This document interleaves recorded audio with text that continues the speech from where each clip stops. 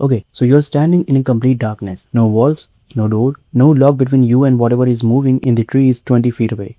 You hear it breathing. It's bigger than you, faster than you, and it hasn't eaten in 3 days. This wasn't a nightmare. This was a normal Tuesday night for your ancestors. Every single night for hundreds of thousands of years. No guns, no police, no emergency service to call. Just a small, fragile human body standing between the darkness and death. And yet, somehow, they made it. You are proof of that. You exist because every single one of your ancestors survived long enough to have children in a world that was actively trying to kill them. So how? How did a species with no claws, no fangs, no armors, and no real speed manage to outlast the most terrifying predators this planet has ever produced? The answer is going to change the way you see yourself. Let's put this in perspective first. 50,000 years ago, North America alone was a home to American lions, bigger than any lion alive today. Short-faced bears that stood 12 feet tall and could outrun a horse. Saber-toothed cats with canine teeth the size of stick knives, built specifically to punch through bone. These were not animals from a fantasy movie. They were real. They shared the same rivers, the same forests, the same dark nights as our ancestors. And early humans,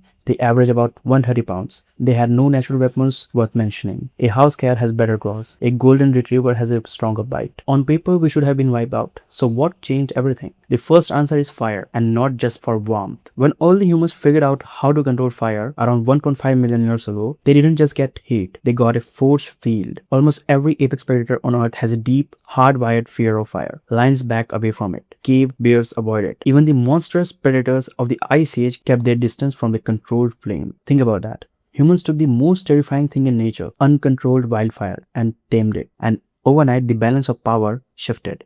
You could sleep, you could eat cooked food, which gave you more energy and a stronger brain. You could see in dark. Fire didn't just protect ancient humans from predators, it literally made their brains bigger over generations. But fire alone wasn't enough, because predators are patient and smart, and a sleeping fire leaves cold ashes by morning. So here's the second weapon: numbers.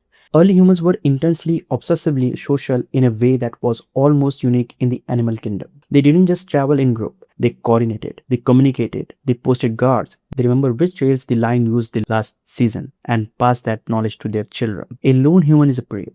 A group of 30 humans working together is dangerous. There is a reason wolves hunt in packs. There is a reason lions have prides. Cooperation is the oldest survival technology on Earth, and humans took it further than any species before them. But here's where it gets really interesting.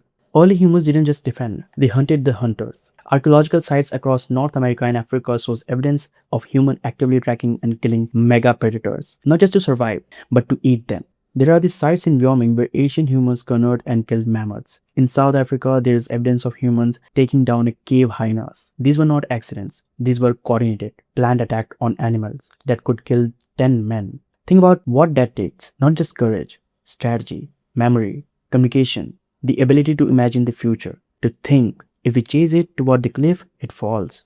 That kind of thinking is called persistence hunting, and it was one of the humanity's deadliest weapons. And here's the part nobody's gonna tell you. You probably picture ancient humans surviving because they were strong, or fast, or had better tools. But the real secret weapon is sweat, literally sweat. Humans are one of the only animals on Earth that can run long distance in heat without overheating. We have millions of sweat glands. We lost most of our body hair so we could cool down faster. Our Achilles tendons act like springs that store and release energy with every step. We are biologically endurance machines. And here's how they used it. Early hunters in Africa would follow large prey animals, antelope, wild beasts, even horses, not at full speed, but at a steady, relentless jog for hours, sometimes all day. The animal would sprint away easily, but it couldn't maintain that speed. It would overheat. Its muscles would lock up, and then the human would catch up, and the animal would sprint again and again and again until it literally collapsed from exhaustion. The human didn't have to be faster, they just have to never stop. There are still indigenous hunters in Kalahari Desert in southern Africa who practice this today.